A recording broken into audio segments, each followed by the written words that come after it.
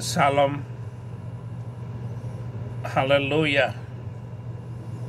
Saya akan menyampaikan Ba'lawi itu muncul karena ingin kaya, ingin banyak istri, dan juga ingin berpengaruh, mendapatkan tahta di politik. Tetapi mereka tidak menggunakan cara yang baik. Semua dengan cara ilegal, menjual nasab. Padahal mereka nggak punya nasab. Mereka bukan seperti yang mereka keluarkan. Jadi mereka kasihan, saudara-saudara. Kita hukumannya 3. Apa kata Imam Malik? Kalau ada yang ngaku-ngaku anak cucu Nabi kita, hukumannya 3. 1, yudrabu darban waji'a, pukul dia dengan pukulan yang sangat menyakitkan. 2, wa yusyahar bihi, viralkan. Jadi ingin saya sampaikan, kita membongkar kesesatan Ba'lawi yang ngaku-ngaku anak cucu Nabi ini, Pak. Membongkar kesesatan habaib yang ngaku-ngaku anak cucu Nabi ini, itu bukan gibah, bukan. Itu bukan gibah. Ulama perintahkan wa yusyahar bihi, viralkan, upload di YouTube, Facebook, Twitter, Instagram, berbagai macam portal media, beritakan di televisi, nggak boleh dibiarkan. Karena mengapa? Mereka telah menghina Rasulullah Sallallahu Alaihi Wasallam. Kemudian yang ketiga, wayuh basu zamanan tawila, penjarakan mereka dalam jangka waktu yang lama sampai mereka bertaubat. Maka di Mekah dulu ada yang ngaku-ngaku sebagai anak cucu Nabi, dipenjarakan. Nah, kita semua mendukung agar ke depannya siapa saja yang ngaku-ngaku anak cucu Nabi di Indonesia padahal bukan, dipidanakan dengan pidana penodaan agama. Setuju kan kira-kira? Tujuannya sederhana Bapak Ibu, agar tidak ada lagi yang mengeksploitasi nama mulia Nabi hanya demi kepentingan pribadi dan demi kepentingan politiknya. Haleluya.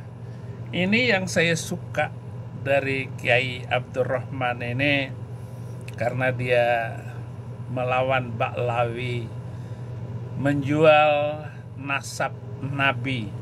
1 Timotius 4 ayat 7, tetapi jauhilah tahayul dan dongeng nenek-nenek tua. Latihlah dirimu beribadah. Latihan badani terbatas gunanya, tetapi ibadah itu berguna dalam segala hal, karena mengandung janji baik untuk hidup ini maupun untuk hidup yang akan datang. Itu ayat 9-nya. Nanti ayat 9 dan 10 kita dengarkan lagi video selanjutnya. Video selanjutnya begini, saudaraku. Jadi itu Kiai Abdurrahman.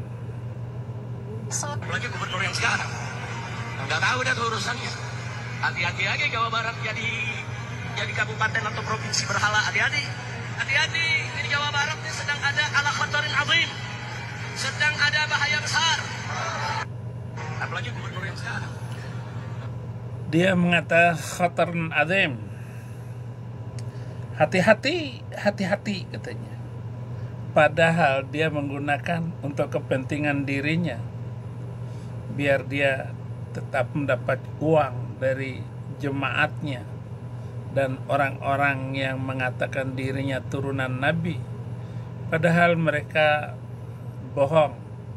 Bahkan untuk mendapatkan sertifikat Ba'lawi itu bayar sekian. Nggak usah cari orang lain. Video Oma Irama ditawarkan untuk menjadi Habib, karena dia tahu Oma Irama ada uangnya. Bahkan begini, yang nelpon itu, ente nggak usah bayar Oma, sudah ada yang bayar, asal dapat sertifikat ini. Dengan kata-kata, ternyata ente ini adalah turunan Ba'lawi. Padahal sertifikat saja. Betapa hinanya mereka ini, saudara-saudara. Betapa rendahnya, ya, model seperti itu. Kamu Ustaz Jahanam. Lu yang monyet. Kamu Kiai Bangsa. Kau yang monyet. Kurang ajar. Otaknya dari goblok. Monyet teriak monyet. Pinter bikin videonya seperti ini. Jadi saudara-saudara, padahal kelakuan mereka ini, si Habib maupun Bahar Smith, sama-sama hanya untuk mencari pengaruh di wanita. Kalau Habib Rizik takut sama istrinya almarhumah itu, dia paling takut. Makanya perselingkuhannya dia dengan Firza Hussein itu rame, dan dia minta ampun sama Firza Hussein, dan Kak Ema itu yang menjadi pembela Firza Hussein karena Habib tidak mau menikahi Firza Hussein. Sampai sekarang malah dia menikahi orang lain. Padahal menurut hukum Islam, orang yang sudah berzina dengan wanita itu dia harus menikahinya setelah menjalani hukuman, tentu saja, yaitu hukuman rajam. Sama-sama dua-duanya harus dirajam, suami laki dan perempuannya. Apalagi sudah sama-sama Firza Hussein pernah menikah, Habib Rizik punya istri, itu harus dibikin ngek. Jadi Habib Rizik itu adalah Habib mayat hidup. Mestinya sudah ngek. Dasar Habib, gak punya malu kamu ya. Hanya punya banyak istri muda yang sangat cantik. Gampang, tinggal ngaku-ngaku sebagai ahli agama dan janjikan surga kepada para wanita muda. Aduh. Jadi AI ini luar biasa ini ya. Ayat 9 perkataan ini benar dan patut diterima sepenuhnya. Itulah sebabnya kita berjerih payah dan berjuang, karena kita menaruh pengharapan kita kepada Allah yang hidup, juru selamat semua manusia, terutama mereka yang percaya. Matius 15 ayat 3, tetapi jawab Yesus kepada mereka, mengapa kamu pun melanggar perintah Allah demi adat istiadat nenek moyangmu? Dia bilang bahwa Deddy Mulyadi itu penuh dengan kemusyrikan. Purwakarta penuh dengan kemusyrikan karena Deddy Mulyadi membuat patung. Orang patung itu ditonton di jalan bukan untuk disembah, daripada batu yang hitam itu dicium terus setiap tahun. Itu lebih musyrik. Musyrik itu perbuatan menyekutukan Allah, bahwa batu itu mampu melepaskan orang dari dosa. Ngaco. Ngaca. Sebelum ngaco itu ngaca dulu. Markus 7 ayat 9, Yesus berkata pula kepada mereka, sungguh pandai kamu mengesampingkan perintah Allah supaya kamu dapat memelihara adat istiadatmu sendiri. Dibuatlah kuburan-kuburan palsu. Datang ke kubur. Saudara mau minta apa saja, permasalahanmu apa saja, sampaikan, doakan di atas kubur ini. Setelah mengucapkan salawat kepada baginda Rasulullah Sallallahu Alaihi Wasallam, itu musyrik, bikin kubur palsu. Doa syafaat, kami bisa memberikan syafaat kepada Anda. Ditaruh tulisan di sini agar tidak diperiksa oleh malaikat mungkar nakir, sehingga dia tidak disiksa di dalam kubur. Bohong, itu musyrik besar. Bahar Smith itu sudah berapa wanita yang dia ganggu. Betapa jahatnya itu orangnya. Tetapi masih mengaku, di dalam tubuh kami ini ada darah suci nenek moyang kami, Rasulullah sallallahu alaihi wasallam. Jadi para habib ini, dia lebih takut tes DNA daripada takut kepada Allah. Mereka maksiat terus menerus, tipu abadi, dan enaknya disanjung terus. Yang diadu domba adalah karena selalu menghina nasab, adu domba kepada pribumi Oon. Lalu mereka bilang, ih apa itu? Jangan-jangan ada yang ini nih, gara-gara ngomongin Kanjeng Nabi itu. Saya nggak takut, ini Amerika. Paling ban motor pecah, tapi di sini nggak ada motor. Sengaja nakut-nakutin gua loh. Ntar gua ini tetangga ini. Yang diadu domba itu adalah pribumi Oon. Tiap tahun pergi ke Arab, mutar-mutar batu, cium batu. Setan dilempar pakai batu kerikil lagi. Giliran lempar gereja pakai BOM.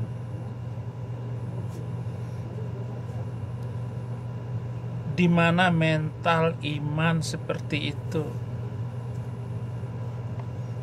Enak aja loh. Genetika hingga yang abad 21 ini sudah sedemikian maju. Kalau membaca hasil DNA itu ilmu kemarin sore. The full-size Honda Accord sedan is the most awarded vehicle in car and drivers. Terus terang, dari banyak habib sudah menghubungi saya secara pribadi. Saya tidak akan menyebutkan namanya karena amanah. Terutama mereka yang telah tes DNA. Ada marga Asgaf, ada marga Al-Hadi, dan lain sebagainya. Mereka mengatakan bahwa kami sudah taslim, kami bukan cucu Nabi. Contohnya yang Al-Hadi misalkan, itu ras Arabnya di bawah 1%. Ini DNA loh. Membantah ini harus punya basis keilmuan yang berdiri kokoh 200 tahun sejak Gregory Mendel menemukan ilmu tentang genetika. Hingga yang abad 21 ini sudah sedemikian maju. Kalau membaca hasil DNA itu ilmu kemarin sore. Ya, lo jangan menjatuhkan DNA saya. Saya ini 100% turunan Arab. Saya turunan Nabi. Awas kamu ngomong lagi ya. Saya nggak peduli. Saya turunan Nabi Sallallahu alaihi wasallam. Saya adalah turunannya. Terserah saya mau ngaku. Enak aja. Kalau Habib Rizik ya jangan. Karena mereka selalu merendahkan ulama Nusantara. Disadari atau tidak, diakui atau tidak, yang direndahkan dan diadu domba adalah keutuhan para alim ulama. Sampai ada larangan menikahkan wanita Ba'lawi atau syarifah dengan laki-laki pribumi. Bahkan tidak boleh menikahkan syarifah dengan pria Arab yang bukan Habib. Sampai ada kata kembalikan perawannya. Saya sudah kawin sama syarifah di Bima sana. Saya sudah kawin. Fadlun namanya. Fadlun namanya. Tapi preman. Ada orang yang ganggu saya, digebukin sama Fadlun. Enak aja. Ya itu pendapat kamu, tapi saya begini-begini ya bela Habib. Kedua, kebanggaan nasab sebagai alat utama untuk mendoktrin umat dengan mustadrajaihim, dunnarajiihim bisolahi aba, selalu menyombongkan diri karena keturunan, wa ta'nu bil ansab, dan membangga-banggakan kakek-kakeknya, bahwa Nabi Muhammad itu kakekmu atau kakekku, kakek saya, apa urusannya dengan kamu? Rejik, bertobatlah, datang ke Amerika ini, nanti saya kasih sertifikat khusus bahwa kamu memang turunan Rasulullah Sallallahu Alaihi Wasallam. Saya sudah tes DNA, macam-macam saya itu. Ada dari India, dari Aceh. Tetapi 200 tahun yang lalu dengan tes DNA yang luar biasa ini, kita tahu asli kita itu dari mana. Ada nggak DNA Arabnya? Kalau Najwa Shihab, Arabnya itu 4%. 47% dia Asia Selatan, yaitu India. Gak usah lagi ngomong-ngomong, ngaco semua, ngaku-ngaku kami yang mengajarkan Islam kepada kalian. Orang Islam masuk tahun 1400-an, Balawi baru datang tahun 1800-an. Ngaku-ngaku turunan Nabi. Nggak usah dijawab, tengokkan aja kertas tuh. Datang Habib Samjiddan, ngeliat itu jenazah tuh, pengen dibungkus, pengen ditutup dengan kafannya. Beliau ambil kertas kecil, kertas kotak kecil, beliau tulis. Ada yang ditulis sama beliau, ditaruh di bawah kepalanya si jenazah. Tutup. Sebelum ditutup, habis beliau tulis, ditaruh ke kertas, beliau bilang, "Man, gue tahu lo ibadahnya berantakan, tapi lo cinta sama dzurriyyat Nabi Muhammad, ikhlas dari dalam hati. Nanti kalau malaikat Munkar Nakir datang nanya pertanyaan kubur, jangan lo jawab, man. Lo kasih surat dari gue, lo masuk surga tanpa hisab." Dijamin sama Habib Salim. Habib Salim cinta nulis surat doa. Ada satu orang lagi, ini orang sama. Di zaman Habib Abdullah Al-Haddad, cinta sama Habib Abdullah Haddad. Ketika di dalam kubur, kemudian datang malaikat Munkar Nakir, saudaranya ngeliat di dalam mimpinya. Ini saudaranya ditanya sama malaikat, "Man rabbuka?" Apa jawabannya? Habib Abdullah Al-Haddad. Waduh, Tuhannya ditanya sampai Tuhanmu Habib Abdullah Haddad ini orang. Ditanya lagi, "Man nabiyuka?" Habib Abdullah Al-Haddad. "Man kiblatuka?" Habib Abdullah Haddad. Semua pertanyaan dijawabnya satu, Habib Abdullah Haddad. Dengan hal itu, karena kecintaan yang mendalam kepada Habib Abdullah Haddad, Habib Abdullah Haddad kasih syafaat. Datang ruhnya Habib Abdullah Haddad dikasih syafaat itu orang. Adakah yang percaya? Banyak. Orang-orang jahil, orang-orang tidak berilmu, yakin dengan hal seperti itu. Ada juga mengatakan, kalau kalian mencintai kami sebagai Habib, pasti kami akan berikan kalian syafaat. Padahal Nabi kita, Nabi Muhammad Sallallahu Alaihi Wasallam, tidak akan bisa memberikan syafaat kalau tidak diizinkan oleh Allah Subhanahu Wa Taala. Nanti di hari akhir dia menghadap kepada Allah dan meminta izin kepada Allah untuk memberikan syafaat itu. Sekarang ada di antara mereka yang memastikan, asal kalian mencintai kami, pasti kami akan berikan kalian syafaat dan masuk surga. Ini pembodohan yang luar biasa bagi umat Islam. Baguslah. Emang harus dibodoh-bodohin terus-menerus. Jangan percaya. Percayalah kepada Habib tadi. Dan Habib yang ngomong tadi, yang baju oranye tadi, itu 20 wanita yang dikawinin sama dia. Kawin cerai. Ada wanita yang ngaku-ngaku nangis. Dilaporkan ke polisi, tidak digubris. Padahal sudah ada korban. Dia tetap pergi kemana-mana. Dia khutbah ceramah kemana-mana dan menjual nasabnya. 1 Timotius 1 ayat 3, ketika aku hendak meneruskan perjalananku ke wilayah Makedonia, aku telah mendesak engkau supaya engkau tinggal di Efesus dan menasihatkan orang-orang tertentu agar mereka jangan mengajarkan ajaran lain ataupun sibuk dengan dongeng dan silsilah yang tiada putus-putusnya, yang hanya menghasilkan persoalan belaka dan bukan tertib hidup keselamatan yang diberikan Allah dalam iman. Tujuan nasihat itu ialah kasih yang timbul dari hati yang suci, dari hati nurani yang murni, dan dari iman yang tulus ikhlas. Paham gak saudara-saudara muslim itu? Ya gak paham. Karena mereka percaya dengan turunan Nabi ini.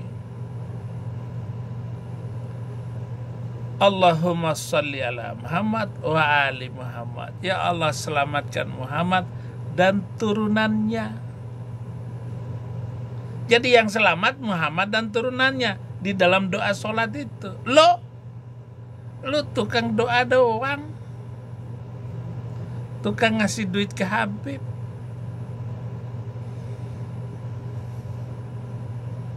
Jenggot Nabi ditaruh, rambut Nabi ditaruh dalam botol, keliling seluruh Indonesia sambil nangis-nangis. Rambut Nabi di dalam itu. Padahal itu rambut ekor kuda. Ditipu lo. Kenapa cuman rambut? Kenapa bukan bulu kemaluan Nabi yang dimasukin ke dalam situ? Atau bulu keteknya gitu?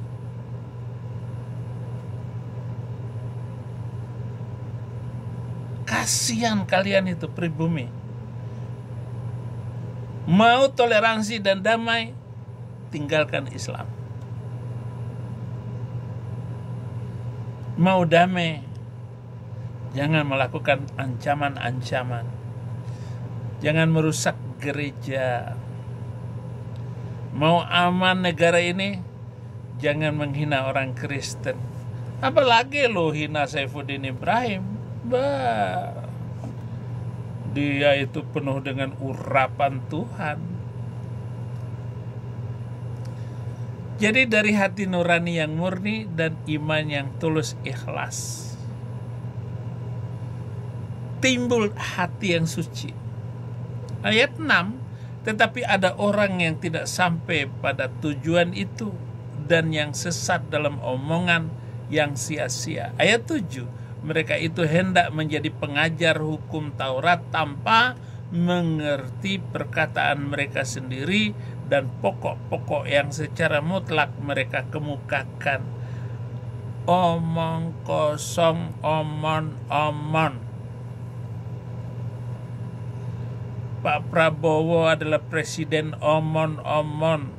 Saya sudah dukung dia.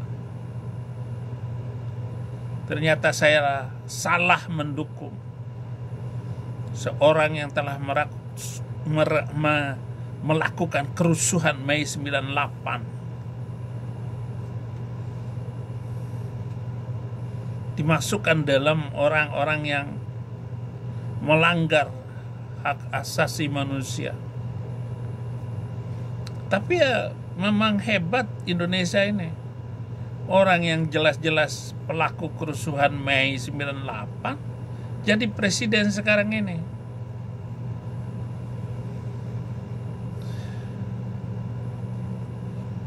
Gak ada mutunya Bapak Presiden. Gak ada.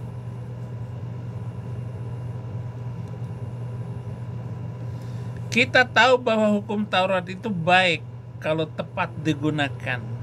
yakni dengan keinsyafan bahwa hukum Taurat itu bukanlah bagi orang yang benar, melainkan bagi orang yang durhaka dan orang lalim, bagi orang fasik, orang berdosa, bagi orang-orang yang duniawi dan yang tak beragama, seperti Prabowo juga itu. Gak beragama itu orang. Presiden kita ini gak beragama, Prabowo itu.